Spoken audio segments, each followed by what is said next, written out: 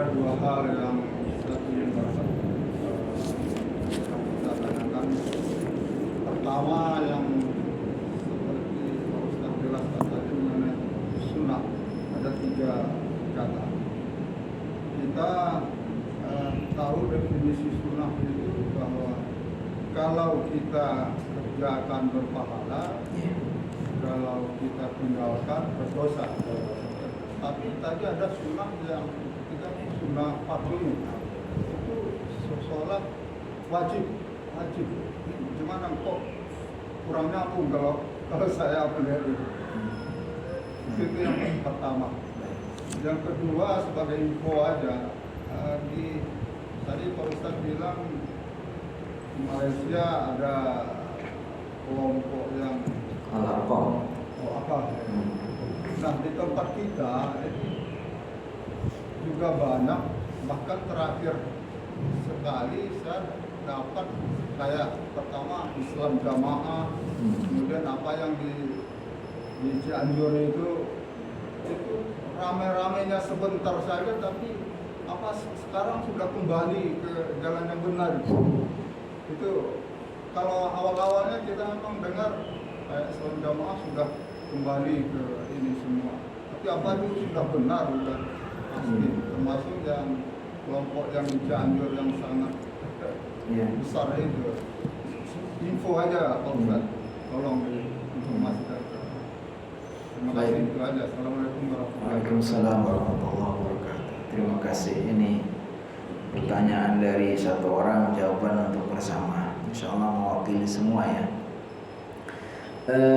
Ada perbedaan antara sunnah dalam perspektif atau dalam bab fikih, ada sunnah dalam bab usul. Usul itu dalam bab dalil keagamaan. Ketika membahas sunnah dalam bab fikih itu, sunnah di sini adalah salah satu dari 5 hukum dalam fikih. Jadi ada wajib, itu sesuatu yang harus dilakukan, kalau tidak dilakukan itu berdosa, kalau dilakukan dapat pahala yang sangat besar, namanya wajib. Ada sunnah, yaitu suatu perbuatan amalan yang bila dilakukan mendapatkan pahala, kalau tidak pun tidak sampai dosa. Ada di bawahnya namanya mubah. Mubah itu perkara yang netral, boleh dilakukan, boleh tidak. Tapi ketika diniatkan untuk beribadah, perkara yang mubah ini bisa mendapatkan pahala. Ada yang namanya makruh di bawahnya lagi. Makruh ini lawan dari sunnah. Kalau makruh itu jika ditinggalkan dapat pahala, kalau dia lakukan tidak sampai dosa. Di bawahnya lagi adalah haram. Itu lawan dari wajib. Wajib ditinggalkan. Kalau ditinggalkan dapat pahala, kalau dilakukan berdosa. Berarti kalau disebutkan sunnah dalam bab ini, maksudnya sunnah dalam bab fikih, pemahaman terhadap agama ini. Jadi setiap yang kita lakukan itu ternyata tidak lepas dari hukum ini. Apakah ini wajib, apakah ini sunnah. Contoh kayak tadi sholat subuh tadi, itu berarti wajib. Oh ngaji kayak gini nih, yang ngaji itu mungkin fardu kifayah, atau kalau memang itu sesuatu yang harus dilakukan itu sudah sangat wajib. Atau ada yang mungkin sudah menjadi perkara mubah. Ya pokoknya setiap perkara yang kita lakukan itu sebenarnya para ulama itu akan mendefinisikan. Tapi yang dimaksud dari sini, Nabi mengajarkan Al-Quran dan As-Sunnah di sini, itu adalah sunnah dalam bab usul, dalam bab pokok-pokok agama. Jadi kita harus berpegang teguh kepada Al-Quran dan As-Sunnah. Kata Rasulullah SAW, "Alaikum bisunnati wa sunnatil khulafa'ir rasyidin al-mahdiyyin min ba'di. Addu 'alaiha bin nawajid." Kata baginda Rasulullah SAW, hendaknya kalian berpegang teguh kepada sunnahku dan sunnah khulafa'ir rasyidin, dan pegang teguhlah dia dengan seerat-eratnya, gigitlah dengan gigi geraham. Ini menggambarkan kita itu harus berpedoman kepada sunnah. Atau Nabi Muhammad SAW, taraktu fikum amrayni lan tadillu ma in tamassaktum bihima kitaballahi wa sunnati. Saya tinggalkan Dua perkara untuk kalian, kalau kalian berpegang teguh kepada keduanya, kalian tidak akan sesat selamanya. Itu Alkitab, yaitu kitab Allah, Al-Quran, was sunnah, dan sunnah. Maka yang diajarkan ini sunnah ini.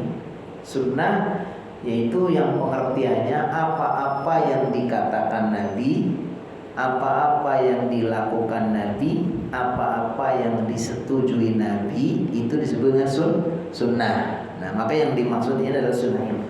Jadi Nabi Muhammad SAW melakukan, oh berarti itu sunnah. Nabi Muhammad menjelaskan, itu berarti sunnah. Nabi Muhammad nggak melakukan, nggak menjelaskan, tapi sahabat dibenarkan melakukan, itu juga namanya sunnah. Ini sunnah yang lebih umum. Nah, dari sunnah-sunnah tadi, yang sunnah bab usul itu masih dirinci. Perbuatan-perbuatan Nabi itu masih nanti dihukumi lagi. Apa perbuatan ini termasuk wajib, apa termasuk sunnah, apa contohnya Nabi Muhammad sholat subuh, ini kan sunnah juga, karena itu apa yang dilakukan oleh baginda, tapi hukumnya ini wajib. Nabi Muhammad umpamanya apa yang sifatnya sunnah, Nabi Muhammad umpamanya berzikir setiap hari, umpamanya membaca istighfar 100 kali, ini kan bisa kita nilai apakah membaca istighfar 100 kali ini apakah hukumnya wajib atau sunnah. Ini nanti akan dirinci itu. Jadi dirinci lagi. Jadi kalau bicara sunnah fikih itu hukumnya apa. Jadi sudah ya, bisa ditangkap ya. Jadi intinya kalau sunnah dalam bab pendalilan usul dalam pokok-pokok agama itu semua yang dikatakan Nabi, semua yang dilakukan Nabi, semua yang disetujui Nabi. Tapi kalau sunnah dalam bab fikih itu adalah perkara-perkara yang harus dilakukan, perkara-perkara yang bila dilakukan mendapatkan pahala, kalau tidak berdosa. Terkait dengan fenomena di masyarakat ini, memang belakangan ini karena kelemahan dari sisi pemerintahan juga menurut saya itu yang tidak tegas ya. Padahal harusnya pemerintah itu harus berpartner dengan MUI atau dengan Kemenak. Jadi di dalam Kemenak sendiri juga sebetulnya sudah ada itu agama-agama yang sudah diatur bagaimana, sudah ada dirjen masing-masing. Kalau untuk kaitannya dengan ya hal-hal yang krusial ya kayak hukumnya jamaah ini apakah masih benar atau tidak, ajarannya menyesatkan atau tidak, meresahkan atau tidak, itu sebenarnya harusnya berpartner kepada MUI ya. MUI itu punya pedoman ajaran-ajaran yang benar atau pedoman ajaran-ajaran yang sesat. Karena MUI ini menghimpun para ahli, ada yang ahli dalam bidang agama, ahli dalam ini, mereka berkumpul melakukan satu pembahasan. Cuman selama ini partner kerjasama antara MUI dengan pemerintah dengan Kemenak ini suka nggak nyambung gitu. MUI memfatwakan ini Kemenak enggak. Kemenak itu kan merepresentasikan pemerintah kan. Ada fatwa MUI begini ya, enggak. Akhirnya enggak connect. Belum lagi kalau berpartner dengan penegakan hukum ya. Harusnya itu kan harus satu-satu. Ini untuk fatwanya itu serahkan kepada ahlinya MUI, untuk regulasinya aturannya itu di Kemenak, untuk eksekusinya ya orang-orang hukum ya kan, orang keamanan. Mana jamaah-jamaah yang memang sudah dianggap tidak benar, menyesatkan itu, seperti jamaah Islamiyah itu, seperti LDI itu kan memang sudah lama itu difatwakan oleh MUI dan dinyatakan itu tidak benar, bukan ahli sunnah wal jamaah. Nah, karena di situ ada jamaah yang didirikan oleh Hasan Ubaidah itu ya sudah menganggap semua jamaah yang lain itu sudah kafir, najis ya, bahkan di awal sangat ekstrim, orang yang sholat di tempat dia itu harus disiram, dicuci gitu kan, dan semua orang yang sudah keluar dari jamaah dia itu anggap sudah. Jadi udah sampai seperti itu, dan mereka tidak akan mengakui sebagai jamaah dia kecuali harus berbaiat kepada kelompok dia, kepada amir dia. Jadi siapapun kita, walaupun masih keluarga, kalau dia nggak pernah berbaiat bukan sama dia. Itu sudah sangat meresahkan. Walaupun kemudian ditekan oleh berbagai pihak, kemudian mereka kemudian melunak. Tapi itu kamuflase kamuflase. Mereka sudah sama dengan yang lain dan seterusnya. Tapi dalam praktek di dalam ternyata ya masih saja, karena itu kan masalah keyakinan. Atau jamaah-jamaah yang lain ya mungkin ya saya tidak terlalu paham, tapi sebetulnya itu harusnya berpedoman kepada ahlinya. MUI sudah membuat fatwa ajaran-ajaran sesat mana saja, kayak Ahmadiyah, kayak LDII, apa jamaah yang lain, jamaah itu kan. Tapi kalau terkait dengan Al-Aqam ini, kalau saya lihat tuh faktornya kenapa diberhentikan itu, dibubarkan itu bukan karena sesat secara ajaran, tapi lebih kepada persoalan politik ya. Persoalan ati Allah wa ati Rasul tadi kan.